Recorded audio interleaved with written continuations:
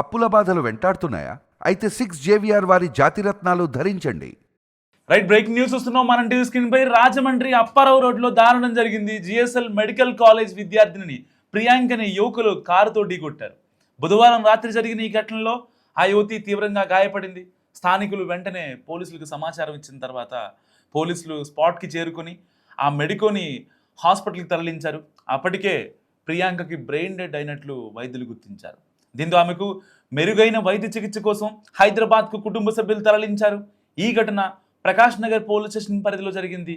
ఈ ఘటనపై పోలీసులు కేసు నమోదు చేసి దర్యాప్తు చేపట్టారు. సో ఈ ఘటనకు బాధ్యులైన ఇద్దరు యువకుల్ని పోలీసులు అదుపులో తీసుకున్నారు. కేవలం మద్యం మత్తులో వాళ్ళు ఈ దారుణానికి పాల్పడినట్టుగా పోలీసులు గుర్తించారు. సో వీరు నామవరానికి చెందిన స్థానికులు అంటూ తెలిపారు. అయితే ఈ ప్రమాదానికి ముందు ఆ యువకులు ప్రసాద్ ఆదిత్య మాల్ సిబ్బందితో కూడా ఘర్షణ దిగారు. ఒక్కసారి ఆ సీసీటీవీ ఫుటేజ్ చూడండి.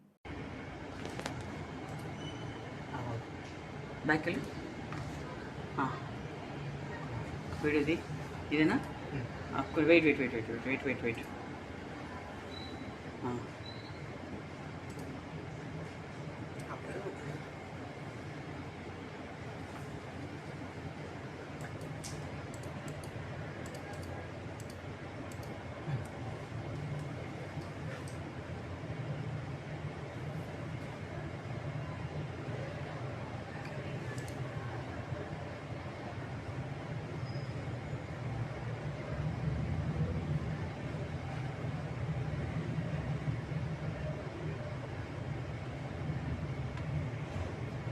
అయితే మీరు మరంటి స్క్రీన్ పై చూస్తున్నారో ఆ సీసీటీవీ ఫుటేజ్లో ఆ అమ్మాయిని ఆల్రెడీ ఆ బైక్కి డాష్ ఇచ్చి మళ్ళీ ఆ తర్వాత ఆ అమ్మాయి వెనక్కి తిరిగి చూస్తే ఏంటని చెప్పి ప్రశ్నించినందుకు లోపలికి వెళ్ళిన తర్వాత అప్పటికే అక్కడ ఉన్న సెక్యూరిటీ సిబ్బంది కావచ్చు, అక్కడ ఉన్న వాళ్ళంతా ఏంటి వీళ్ళు అంటే ఆల్రెడీ బైక్ వెళ్తుంది, ఆ బైక్ ముందు ఇంకొక కారు ఉంది అండ్ మెడికో ప్రియాంక వెనక అయితే వీళ్ళు మద్యం తాగి ఆదిత్య మాల్లోకి ఎంట్రీ ఇస్తున్నారో సినిమా మూవీకి వెళ్ళడం కోసం, సో వాళ్ళు వెనకాల ఉన్నారు. ఎప్పుడైతే ప్రియాంక అంటే తన ప్రియాంక ఎదురుగా ఒక వ్యక్తి ఉన్నారు, ఆ వ్యక్తి ఆవిడ సినిమాకి వెళ్తుంది. సో ఈ అమ్మాయి జిఎస్ఎం అయితే మెడికల్ కాలేజీలో పీజీ ఫైనల్ ఇయర్ చేస్తుంది.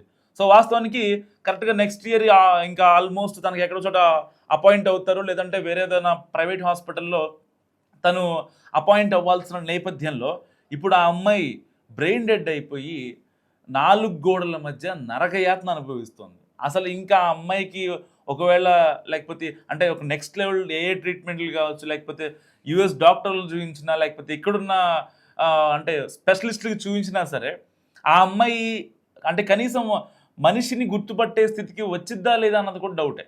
వాస్తవానికి సరిగ్గా 2020 డిసెంబర్లో ఇదే ఘటన మనం చూసాం. సరిగ్గా వైజాగ్లో మెడికో అయితే హోమియోపతి డాక్టర్ ప్రియాంకపై కూడా ఇలాగే దారుణంగా వ్యవహరించారు అప్పట్లో. ఆ ఘటన మరిచిపోకముందే మళ్ళీ మెడికో ప్రియాంకపై ఇలాంటి దారుణం నిజంగా ఎవరు అంటే సభ్య సమాజం నిజంగా ఎక్స్పెక్ట్ చేయలేనటువంటి ఘటన ఇది. ఎందుకంటే ఆల్రెడీ అందరిలాగే వాళ్ళందరూ మాల్లోకి వెళ్తున్నారు, ఆదిత్య మాల్లోకి సినిమా చూసి బయటకు వచ్చారు. సో ఎప్పుడైతే ఆ కారు వాళ్ళని అంటే కావాలనే చేశారా లేదంటే ఇంకేమన్నా అంటే తనతో గొడవ ఉండి చేశారా అనే విషయం ఇంకా బయటకు రాలేదు. కానీ ఇప్పటికే వాళ్ళిద్దరిని పోలీసు అరెస్ట్ చేశారు.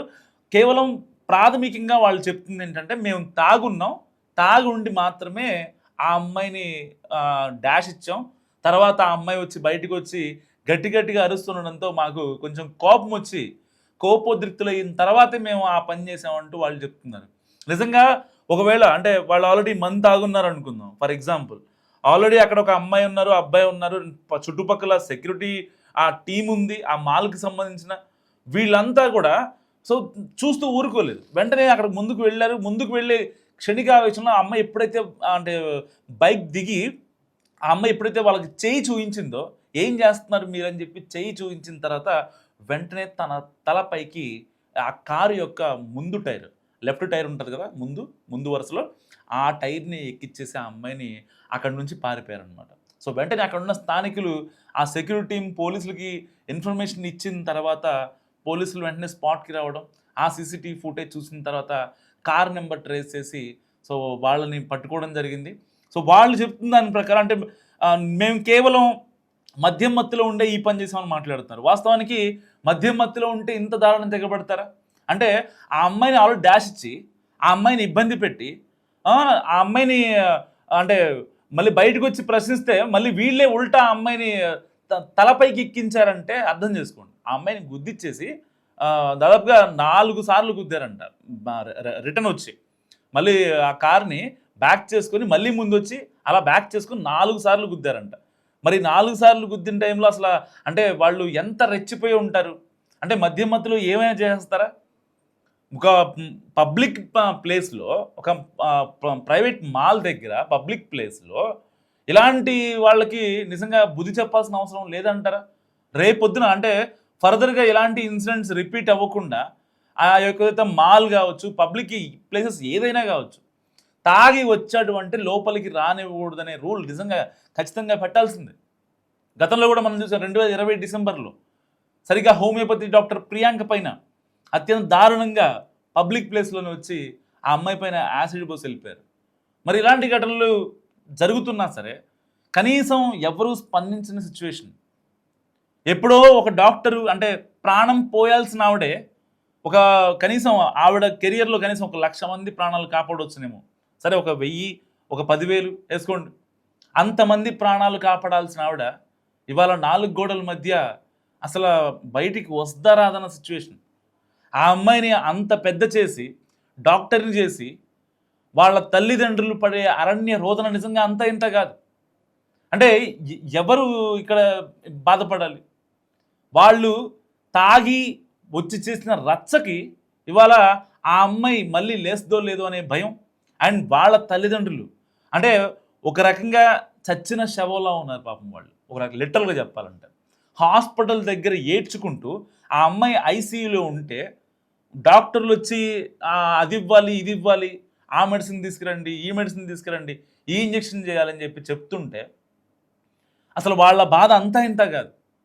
ఏం పాపం చేసింది ఆ అమ్మాయి? ఎవరైనా మిమ్మల్ని ఏమైనా ఇబ్బంది పెట్టిందా? సరే ఒకసారి డాష్ ఇచ్చారు, మీరు తాగున్నారు, మీరు క్షణికావేశంలో చేశారు, ఒక్కసారి ఇస్తారు.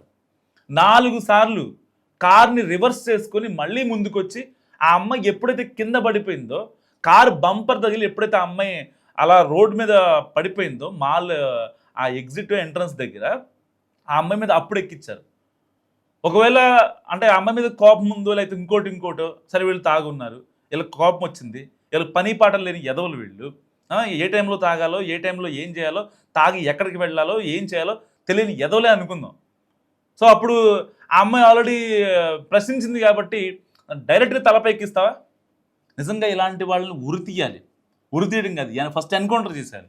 అసలు వీళ్ళని ఇలాంటి వాళ్ళని అక్కడ పోలీస్ స్టేషన్లో వచ్చి అరెస్ట్ చేసి మళ్ళీ వాళ్ళకి స్టేషన్ బెయిల్ ఇచ్చి బయటికి పంపించడం, లేదంటే వాళ్ళతో స్టేషన్ బెయిల్ రాకపోతే మళ్ళీ బెయిల్ మీద బయటికి రావడం, ఈ వీళ్ళని కోర్టుకి హాజరుపరచడం, రిమాండ్కి పంపించడం, అక్కడి నుంచి మళ్ళీ వీళ్ళు వెనక్కి రావడం, వీళ్ళ కోసం వేరే వాళ్ళు ములకత్తవ్వడం వచ్చి వీళ్ళు ఎలాగోలా బయటికి రావడం కోసం లాయర్లకి డబ్బులు ఇవ్వడం, వాళ్ళ అమ్మ నాన్న, ఎంత వేస్ట్ ఆఫ్ టైం.